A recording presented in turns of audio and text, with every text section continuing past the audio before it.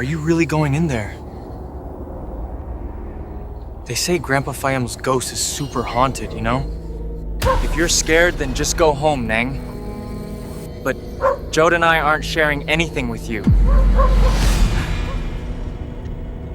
3 thieves each carried a flashlight as they crept toward the old wooden house of Ta Perm, hoping to steal his hidden treasures.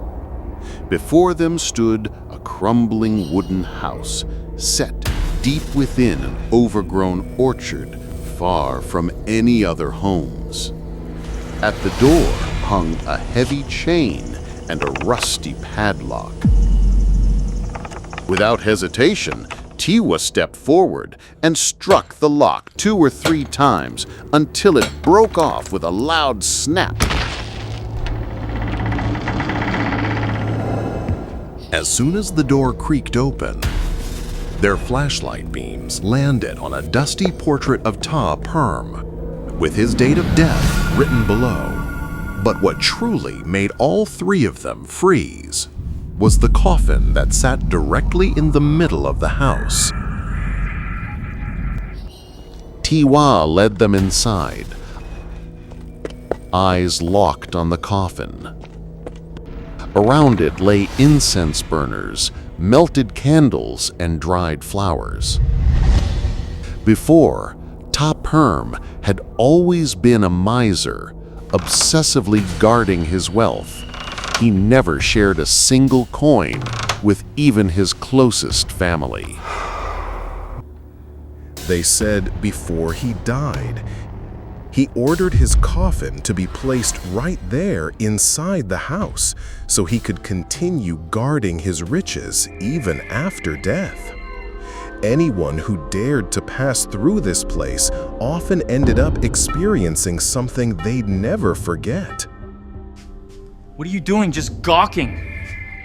Hurry up and find it. The 3 split up in haste. Soon, Tiwa and Jode discovered bundles of cash hidden inside a jar, which they stuffed into their bags. Meanwhile, Neng, searching on the other side, opened a drawer. His eyes widened at the sight of gold chains piled inside. Did Jod find anything? I didn't find anything, sir.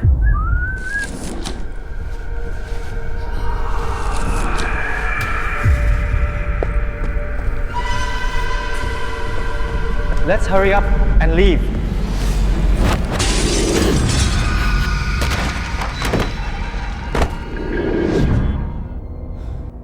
You 2 go out and take a look.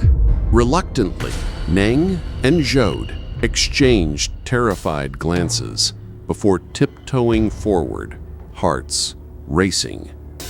As they drew near the coffin, a large black cat suddenly jumped down onto it, then bolted away into the darkness.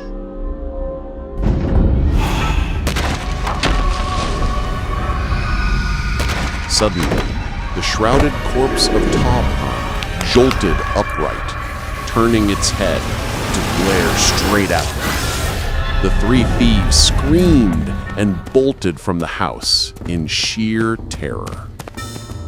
What was that? I don't know, man. Let's get out of here. Do you guys see it like I do? I saw it with my own 2 eyes. I'm not going again, brother. Okay, this is worth it. Let's split the money tomorrow.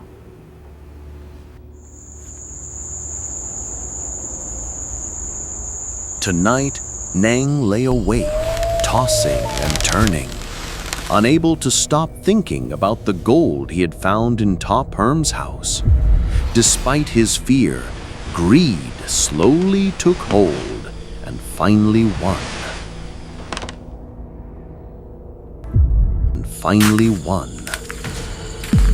So, with a flashlight clutched tightly in one hand and his amulet gripped in the other, Neng snuck back to Ta Perm's house alone. Inside, he crept forward nervously, eyes darting to the coffin, then rushed to the drawer, grabbing all the gold chains he could.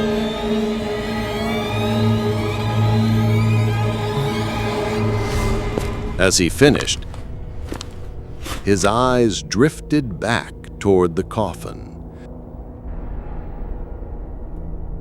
Something urged him to look inside. Slowly, he leaned forward, but the coffin was empty.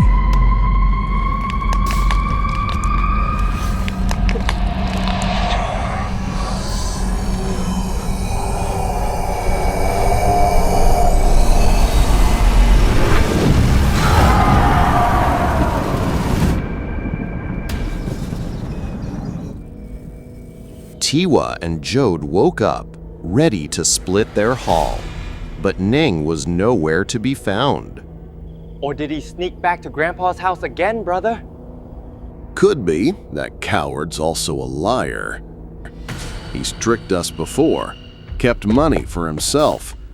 Last night, when he said he found nothing, maybe he was lying. Tiwa thought for a moment and then decided, tonight we will go back to the abandoned house. The two returned to Te Prem's house. Inside, they found everything overturned and looted. A flashlight lay abandoned on the floor, proof Neng had indeed come back.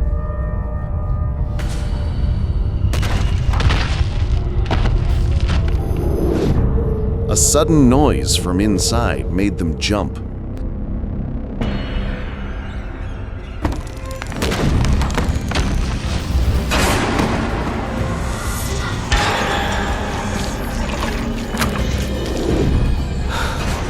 They turned, and there lay Neng's lifeless body, pale and twisted before the coffin. Jod, terrified, turned and bolted without a word.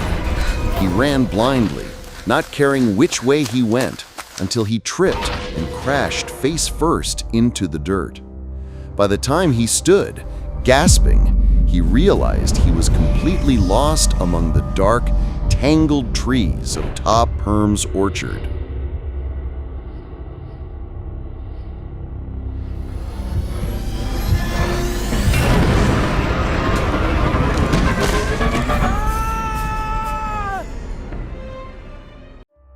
Thiwa, now alone, stuffed every bit of money and valuables he could find into his bag, determined to leave the village for good.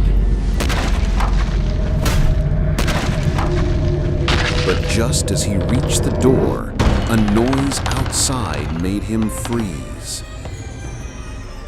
He crept to the window, slowly cracking it open.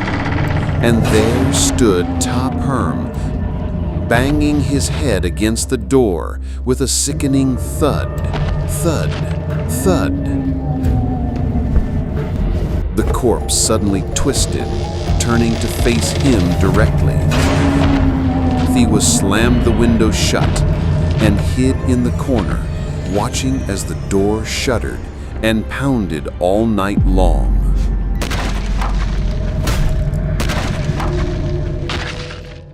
Morning, villagers, disturbed by strange noises echoing through Ta Perm's orchard the night before, gathered to investigate. They found the house wide open. Inside, they discovered the bodies of Neng and Jod, lifeless, collapsed right before Ta Perm's coffin, with stolen gold still tucked in their pockets. The villagers whispered that the two must have come to steal and paid the price. Oh my God. But what truly horrified them was this.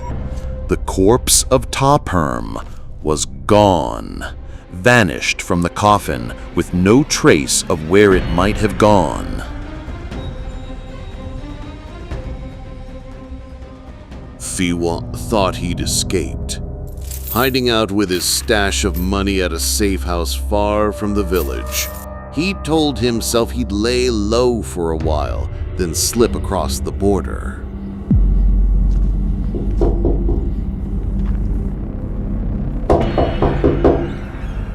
Come on, let's drink to it. Why keep knocking like that? But then, the door behind him slowly creaked open. Thiwa froze, spine crawling, then turned to look, heart pounding wildly.